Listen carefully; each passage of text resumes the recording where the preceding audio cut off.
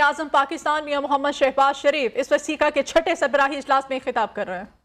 For the warm welcome and generous hospitality extended to me and my delegation in this beautiful city of Astana. Pakistan attaches great importance to the CICA platform. The conference has been playing an important role in enhancing cooperation and promoting trust and understanding on the Asian continent.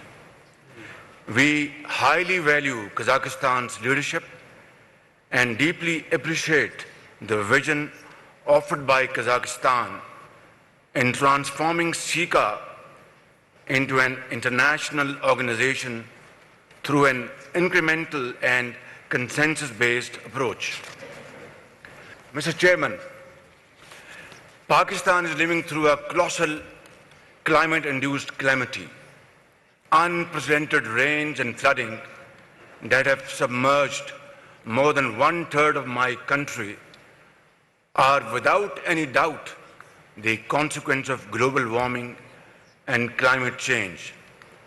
The initial estimates of total loss to our economy is to the tune of over $30 billion. And I have spent the last many weeks going from one place to the other, watching devastation with my own eyes. I have embraced people, children, and of course, those marooned in the water who have lost everything, perhaps even their dreams. And I have marshaled all the resources at my disposal for rescue, relief, and rehabilitation. But I am grappling with the sinking feeling that we just do not have enough at hand. The force of nature, of climate change, has truly overwhelmed us.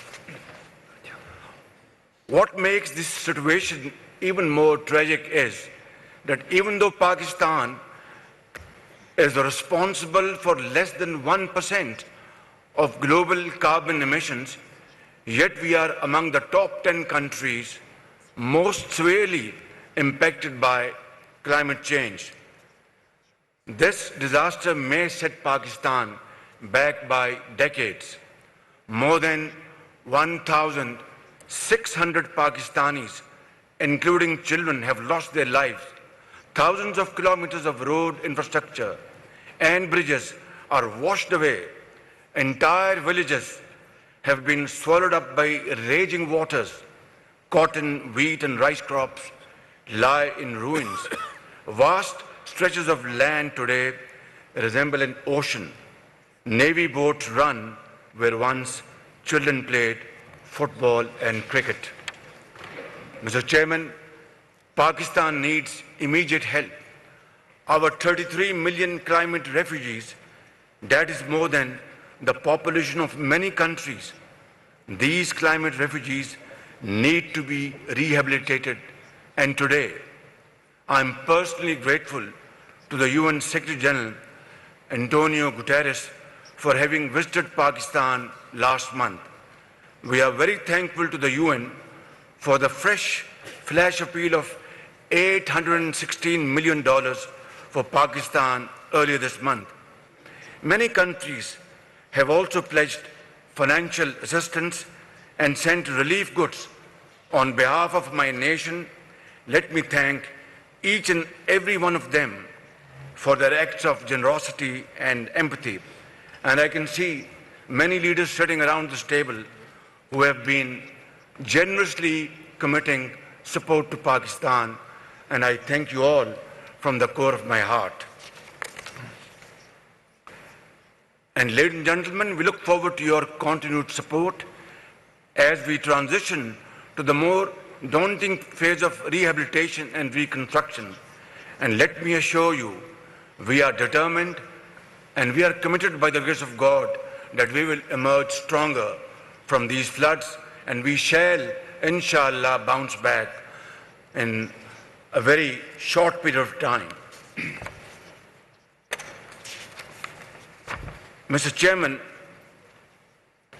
Pakistan's location offers a natural bridge and conduit among regional economies. The China-Pakistan Economic Corridor, the flagship project of the Belt and Road Initiative, has transformed the economic and connectivity landscape of the region. We invite our friends to take advantage of the opportunities for trade, business, and investment in Pakistan. Excellencies, 4 decades of conflict and instability in Afghanistan have taken a heavy toll on millions of Afghan people and imperiled regional peace and security. Of all the countries in the world, Pakistan has borne the most serious consequences of the conflict in Afghanistan.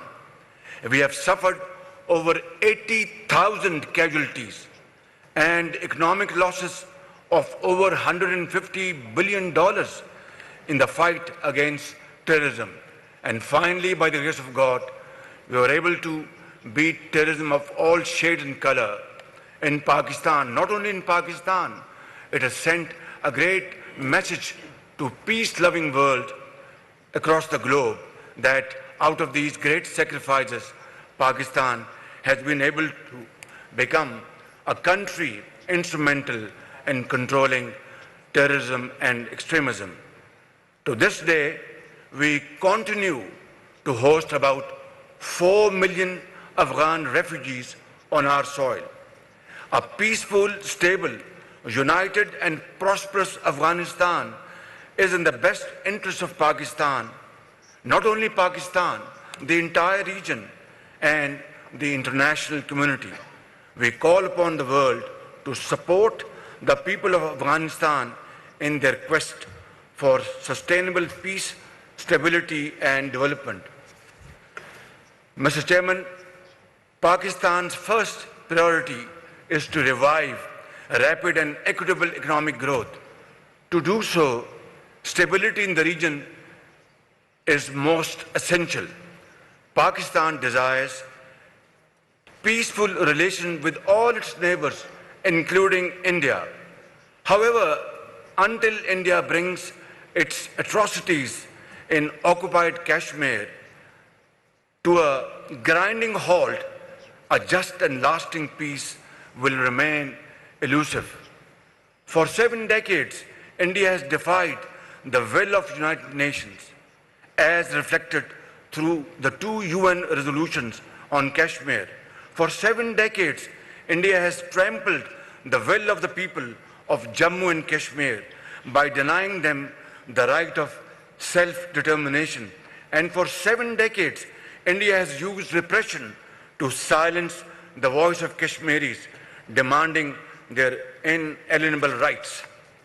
I would therefore urge all of you to look behind the gloss of Indian democracy and recognize the brutal nature of its policies in occupied Kashmir. In this terrorized valley of Kashmir, India brandishes democracy not through the ballot, but through its bullet. Here, Indian democracy is known less for its rights and freedoms and more for its repression and brutality. The truth is, and hard and harsh fact is, that India today is a threat to its minorities, to its neighbors, to its region, and to itself. And yet, Your Excellencies, we are willing to engage with India for the sake of peace, prosperity, and progress in the region, because we cannot afford to have more poverty, unemployment on both sides of the border. We just cannot afford to deploy and commit our meager resources towards creating tension. Enough is enough. We need to really provide education, health, and medicine and jobs to our children, millions of our children, both sides of the divide. And if we did not act speedily, posterity will not forgive us. Therefore, I am absolutely ready and willing to have serious dialogue and discussion with our counterparts, Indians, provided they show sincerity of purpose and they show that they are ready to discuss issues which have really kept us at a distance over decades and creating tension, not promoting trade, not promoting investment. This has to come to a stop. And I am absolutely committed and ready to move forward, to provide an opportunity to our generations, to our future generations, and leave a legacy that finally we were able to realize the gravity of the situation. And finally, here we are, that we, with a great mind and great hearts, did a job which would provide peace, progress for all time to come. But the onus remains on India to take the necessary step for meaningful and result-oriented engagement. We also need to urgently find political solutions to the conflicts in the Middle East and elsewhere in Asia. A just and lasting settlement of the Palestinian question is essential for comprehensive peace in the Middle East. Mr. Chairman, we reaffirm our commitment to the CICA process and the concept of common, comprehensive, cooperative, and sustainable security in Asia. These giants sitting on my right, on my left, Allah Almighty has blessed upon all of us and all of them huge bounties and resources. If we team our resources and efforts together, I have no doubts in my mind that Asia and joining parts can really stand up and walk with a sense of pride and achievement. Through meaningful interaction and constructive dialogue, we can build and bolster mutual confidence and trust. We are facing great difficulties, but I am undaunted by the sultry weather. I am one of those, along with you, who believe in eternal justice, believe in Allah Almighty. I have no doubt in my mind, with the support of people of Pakistan and with the support of our friendly and brotherly countries, Pakistan will and shall. Caeca का छठा सरबराही इजलास आस्ताना से वज़ीर आज़म शहबाज शरीफ का 2 रोज़ा conference से खिताब जारी था और वज़ीर आज़म ने इस मौके पर कहा कि सीका एक अहम प्लेटफॉर्म है। सीका तंजीम एशियाई ममालिक में रवाबत और एतमाद साजी के लिए इक़दाम कर रही है। उन्होंने कहा कि मौसमियाती तब्दीलियों के बाइस पाकिस्तान को गैर मामूली सूरत हाल का इस वक्त सामना है। सैलाब ज़दगान की बहाली के लिए पाकिस्तान अपने तमाम तर वसाइल को बरूए कार ला रहा है। मौसमियाती तब्दीलियों से पाकिस्तान की मैशत को बहुत ज़्यादा नुकसान पहुँचा है और हालिया सैलाब से पाकिस्तान को 30 ट्रिलियन का नुकसान पहुंच चुका है। उन्होंने UN secretary general Antonio Guterres का भी शुक्रिया अदा किया कि पाकिस्तान का उन्होंने दौरा किया और माली इमदाद भी दी पाकिस्तान को।